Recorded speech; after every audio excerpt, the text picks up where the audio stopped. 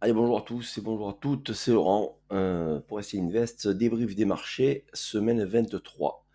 On clôture le mois de mai, on va reprendre un petit peu ce mois de mai qui a été assez positif pour les indices et parler aussi de cette première semaine du mois de juin qui pourrait nous laisser pas mal d'opportunités.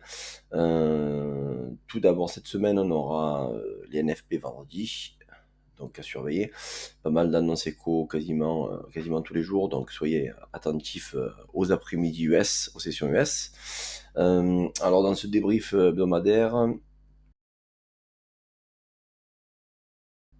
on a un DAX qui a créé un nouveau record, un BTC qui a fait de même, un VIX qui travaille sous la zone des 20.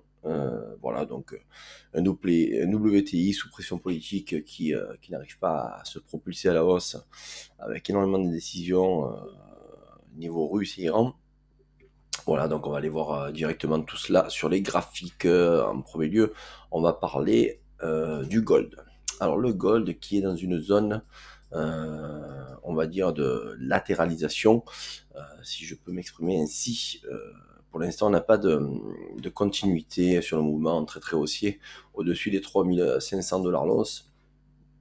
Et on voit, hein, on a créé un plus haut, on a cassé pour refaire euh, un plus bas et le mois depuis le mi-avril, on est dans une on va dire un range sur le mois de mai et la dernière semaine qui s'est passée a créé un range un petit peu plus étroit.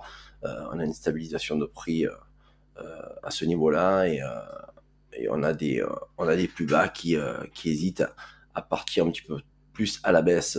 L'attente que j'avais sur le gold, c'était la zone des 3200 points, hein, cette zone très très importante, où on voit que le gold sur du court terme a travaillé énormément cette zone de défense. Euh, Si toutefois on venait avoir un prix qui vienne retravailler les zones des 3002, je suis toujours dans l'attente d'avoir, pourquoi pas, un gold qui retrace un petit peu plus à la baisse et qui revienne sur des OB un petit peu plus intéressants pour acheter le marché sur le niveau des 3000 $ l'once, qui serait sensiblement de belles opportunités d'achat. Je l'ai toujours dans mon, on va dire, dans cette cartouche, je l'ai toujours dans mon fusil. Ça serait intéressant pour l'instant, tant qu'on ne casse pas les plus hauts des 3432 points, euh, voilà, on pourrait toujours avoir un gold qui revienne un petit peu plus bas. Maintenant, voilà, l'impulsion qu'on a eue sur les 3002 donnerait peu de chance peut-être à l'actif à venir un petit peu plus bas que ce niveau-là.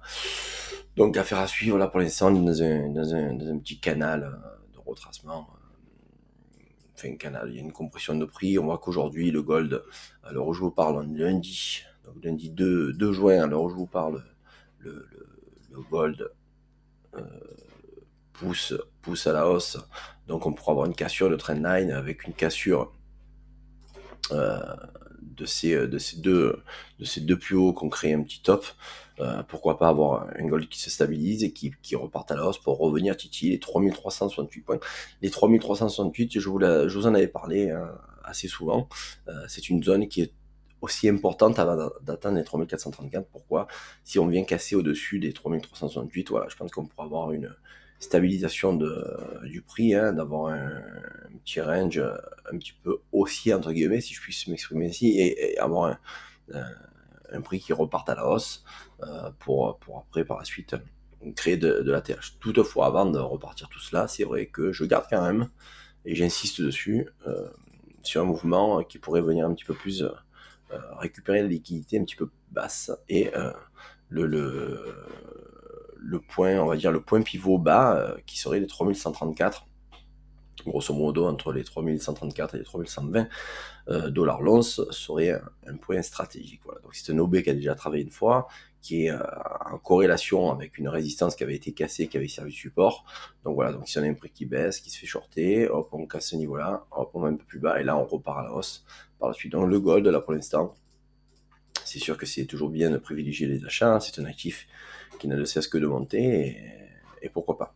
Pourquoi pas sur le, pourquoi pas sur le gold. On va parler du BTC. Alors, non, on parlera après du BTC. Je vais vous parler du DAX. Alors le DAX qui a créé un nouvel ATH, 24 000, quasiment 400 400 points, c'est énorme. Et là, on voit qu'on a quand même un peu du rejet au niveau du DAX. On a eu une très très belle divergence RSI, très très belle divergence qui a bien fonctionné. Et ce qui m'importe un peu, en fait, ouais, qui me chagrine un petit peu sur le DAX, c'est ce mouvement haussier monthly qui est suracheté. Et si on regarde un petit peu dans le passé, à chaque fois qu'on a eu des mouvements surachetés, euh, on a eu un retracement assez baissier et assez important. Alors, je dis pas que le DAX va se faire shorter, mais on a eu des retracements de 25 points. Alors on pourrait se dire que ce qui s'est passé début avril avec les douanes, les droits de douane qui avaient été imposés par Trump, le retracement est fait et puis ça repart à la hausse. Oui et non. Oui et non, pourquoi? Parce que même si on a cette belle bougie de rejet où les acheteurs sont repartis dans le game, ce retracement sur le RSI, on l'a pas. En fait, si on voit bien, on n'a aucun retracement du RSI. C'était tellement rapide et fulgurant au niveau de la baisse et de la remontée que le RSI n'en a même pas pris compte. Alors pourquoi pas avoir maintenant encore du surachat, oui. Je dis pas que le DAX pourrait continuer à rester en surachat, ça c'est un fait, hein, venir travailler cette zone-là, pour remonter à 25 000 ou peut-être 26 000 points, et puis d'un coup, shorter et perdre 20 points, 20% de son prix, donc si on était à 25 000 qui serait un target super intéressant, perdre 25 points, c'est énorme. Ça nous ferait revenir sur les 18 833 qui seraient anciennement le rebond. Et là, par contre, on aurait une descente un petit peu plus douce euh, pour pouvoir remettre le marché à sa raison, hein, parce qu'on est vraiment suracheté, hein, on est au haut du canal et on voit, hein, on travaille toujours un petit peu au-dessus. Alors, je vais mettre le canal convenablement ici. Voilà, on voit qu'on a bien touché le haut du canal. Hein, j'ai pris toutes les mèches. Et en monthly, on peut voir que voilà, le haut du canal a été rejeté. Et là, aujourd'hui, on commence le mois de juin avec un retracement baissier. On a un gap du mois de mai qui est sensiblement peut-être à travailler. On va se le mettre, je vais l'indiquer ici. Voilà. Donc on a une très jolie gap. Hein, on voit ce bel écart de prix qui n'a pas été travaillé encore une fois. Donc pourquoi pas pour le mois de juin revenir un petit peu dans ce gap. Je dis pas qu'on va avoir un crash, hein, absolument pas. C'est pas ça que je veux dire, mais pourquoi pas sur le DAX avoir un repli un peu majeur, peut-être dans le futur, dans les mois à venir, cet été ou voilà, ou à l'automne, hein, une fois que la raison reprend un petit peu tout son sens, on aurait un actif qui se fasse un peu shorter. C'est vrai que j'étais très acheteur, hein, sur le DAX après la cassure, après le 9 avril, mais après la cassure de la hausse du 9 avril, hein, c'est sûr que le 9 avril, il est là. Voilà. Après cette hausse-là, je n'ai acheté que le DAX en permanence, à chaque repli, chaque repli. Là, maintenant, je suis arrivé dans une configuration où j'ai un petit peu plus de difficulté à acheter le DAX. Voilà. Donc ça, c'est sûr. Donc voilà, pour l'instant, les replis majeurs, on va attendre. Hein. Aujourd'hui, on a la zone de support qui a travaillé, pareil, énormément, à part cette cassure. Ça, c'est lorsque Trump a annoncé qu'il mettait 50% de frais de douane à l'Europe au 1er juin, ce qui n'a pas été le cas. Donc, du coup, ça a été démenti. Ça a été, enfin, pas démenti, mais ça s'est calmé. Il attend, je crois, le 9 juillet. Et le marché est reparti à la hausse pour recréer un ATH. Maintenant, est-ce qu'il y a encore assez de cash dans le marché, hein, même si l'Europe veut réarmer l'Europe, il faudra des années et des années, donc l'euphorie peut-être est terminée. On a un marché qui commence à se faire shorter un petit peu plus. Voilà, donc surveillez bien les 23 885, ok. Euh, point support un petit peu plus bas entre les 23 456 et les 23 343. Voilà, ce sont des niveaux comment dire, à surveiller. Ok. Alors sur le Nasdaq, lui, il n'a pas créé d'ATH. Par contre, il a performé un petit peu plus que le Dow Jones, ça c'est sûr. Et on voit quand même qu'aujourd'hui, on est un petit peu en repli sur le Nasdaq. Donc bon, est-ce qu'on aurait une configuration un peu comme le DAX? Pas sûr. Moi, ce qui me donne un petit peu plus d'encouragement haussier, ah oui, mais c'est ça, avant de parler de quoi que ce soit, hein, il faut savoir que le mois de mai pour le Nasdaq a été quand même assez, assez fulgurant. Hein. Pour le mois de mai, le Nasdaq a pris, hop, il a pris, notre ami a pris 8% quasiment. Donc bon, c'est pas négligeable. Donc on pourra avoir un petit repli pour récupérer le gap qui a été formé par le marché, et pourquoi pas reprendre un achat. Moi, ce qui m'intéresserait, ça serait de venir sur la TH. Voilà. C'est que le Nasdaq rattrape un petit peu son retard par rapport au DAX, que tous ceux qui ont mis du cash sur le DAX reviennent un petit peu sur on va dire entre guillemets, sur les valeurs US, qui ferait monter le Nasdaq, et j'ai énormément de points pivots à racheter. Alors, je vais vous les nommer de suite. Entre autres celui-ci, qui a travaillé. Oh, pardon. Ok. Ok, voilà, c'est celui-ci. Lui, il a travaillé le vendredi, vendredi. Voilà, c'est un point pivot qui a quasiment été parfait. Les 21 000, les 21 000 quasiment tout rond, bien travaillé. Là, maintenant, on voit quand même qu'on a ce mouvement baissier qui avait été commencé jeudi, qui continue un petit peu à se faire shorter. On verra l'ouverture US cet après-midi, même l'ouverture de Londres. On aura sensiblement une direction au niveau du prix. Mais surveillez bien ces niveaux en cas de baisse. Les 21 000 pourraient encore retravailler. S'ils sont cassés, venir récupérer cette jolie baisse du 23 mai pour venir entre les 20 669 et les 20 600 points. Niveau intéressant. Voilà, les 21 000 tourons, ils ont déjà travaillé. Donc bon, s'ils sont cassés une fois, on ira un petit peu plus bas. Sur du plus bas, après on a les 20 316 pour une respiration du prix un petit peu plus importante. Donc on a eu un petit mouvement baissier. On a créé, entre guillemets, des plus hauts dans la semaine du 25 mai. Et là, on continue, on a fait un petit chapeau, cassure, chapeau. Donc là, ce qu'il faudrait pour avoir un mouvement qui continue à reprendre un petit peu plus de vigueur, ça serait de se stabiliser en cas de hausse à ce niveau-là pour repartir, casser ses plus hauts et venir titiller la TH. Voilà. Donc là, pour l'instant, je suis attentif à tout cela et j'attends surtout. Voilà, j'attends, je suis patient. Donc le Nasdaq, il a quand même... je pense de quoi récupérer un petit peu son retard par rapport au DAX. Maintenant, si le DAX continue à conserver son leadership comme il a fait depuis le début de l'année, le Nasdaq ne rattrapera peut-être pas son retard. Donc, on n'a pas la science infuse. On voit uniquement ce que nous donne le prix sur le marché, et on travaille par rapport à cela. Donc, soyez attentifs à tout cela.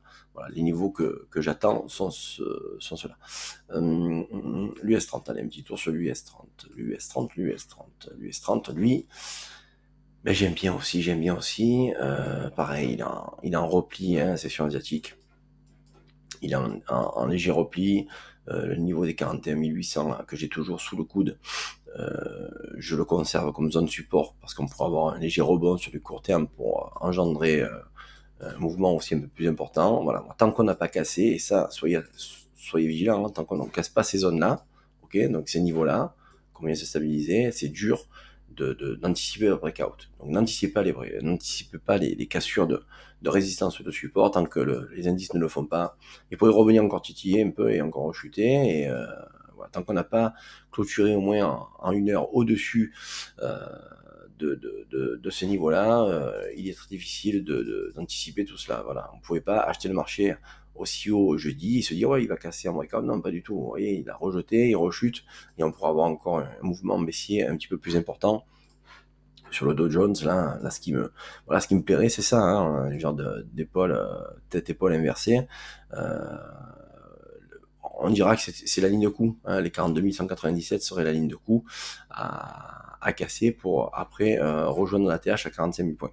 Voilà, affaire à suivre. Sur le Dow Jones, soyez attentifs. Moi, les niveaux, j'attends des retracements baissiers, franchement des jolis replis, et je rachèterai le marché un petit peu plus bas si toutefois il y vient. Voilà. Maintenant, si on a un élan haussier, je verrai s'il se stabilise au-dessus. La SMA de 100 périodes, c'est la rouge, s'il se stabilise au-dessus avec un prix nettement à la hausse, là oui, j'essaierai de trouver la meilleure position possible pour rentrer dans le marché. Au niveau, on va aller faire un tour sur le BTC. Le BTC, non, c'est pas, vous voyez là, hop, pardon. Il est là, notre ami, le BTC. Alors, on a un petit retracement baissier, il n'y a rien d'alarmant, bon, c'est pas très grave, il y en a qui vont s'alarmer plus que d'autres. Je suis pas trop inquiet, il faut savoir qu'on a eu une très très belle hausse depuis les 75 000, le mouvement, pardon, 74 000, 75 000 quasiment, un mouvement aussi important, donc c'est normal qu'il prenne un peu de cash, qu'il ait cassé son ATH, qu'il réintègre au-dessous de son ancien ATH de décembre 2024 qui viennent de retracer à la baisse. Surveiller les 100 000, hein, pourquoi pas. Voilà, surveiller les 100 000, même les 80. Tant que la zone, voilà, tant qu'on ne casse pas en dessous des 93 300 points, grosso modo, on pourra avoir un prix qui fasse ça et qui revienne et qui reparte à la hausse. Pourquoi pas? Ok, maintenant on pourra avoir un prix qui vienne stabiliser au-dessus des 100, hop, et chiffre psychologique et qui repartent pour aller rejoindre nos TP, qui est TP final, fait final, entre guillemets. Long terme à 159 000 dollars, pourquoi pas, mais sachez que le marché, il ne monte pas d'un seul coup. Il a des zones de hausse, des zones de range, des zones de baisse, on prend la liquidité, et puis après il a des gros mouvements haussiers. Voilà, donc le BTC, c'est quand même la locomotive, il a du cash, et les entreprises en achètent de plus en plus, c'est une réserve, hein, maintenant il est considéré comme une réserve, on va dire, ou de monnaie, ou d'actifs, qui composent les portefeuilles des gros investisseurs. Donc le BTC, moi je suis pas trop inquiet, des retracements, on les accepte. Il n'y a rien de quoi alarmant. Voilà, c'est tout. Donc on va aller voir aussi, qu'est-ce qu'on avait, l'Ethereum. Allez, l'Ethereum. Alors, l'Ethereum, là, on voit qu'il rejette la zone des. Vous voyez, je vous en parlais à chaque fois, la zone des 2008, il veut pas y aller pour l'instant. Alors, pourquoi pas avoir un ETH qui viennent de cette zone de gap. Voilà, bon, ça me dérangerait un petit peu, franchement, parce qu'on serait sur le bas de la conso qui avait été cassé, on vient de travailler une zone de gap. Moi, j'aurais aimé avoir un prix au-dessus des 2005 en permanence. C'est pas le cas, il mèche, il remonte.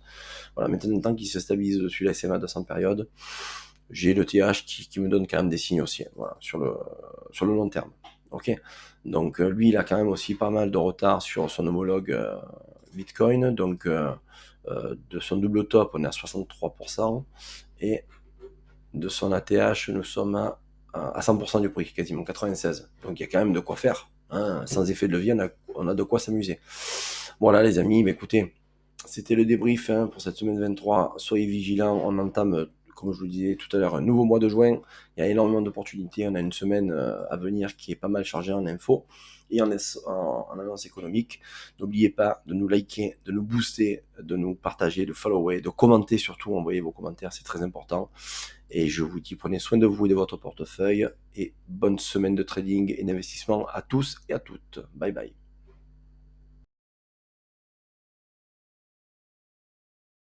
Disclaimer, avertissement légal. Les informations présentées dans cette vidéo sont fournies à titre informatif et éducatif uniquement. Elles ne constituent en aucun cas une recommandation d'achat, de vente ou de conservation d'instruments financiers.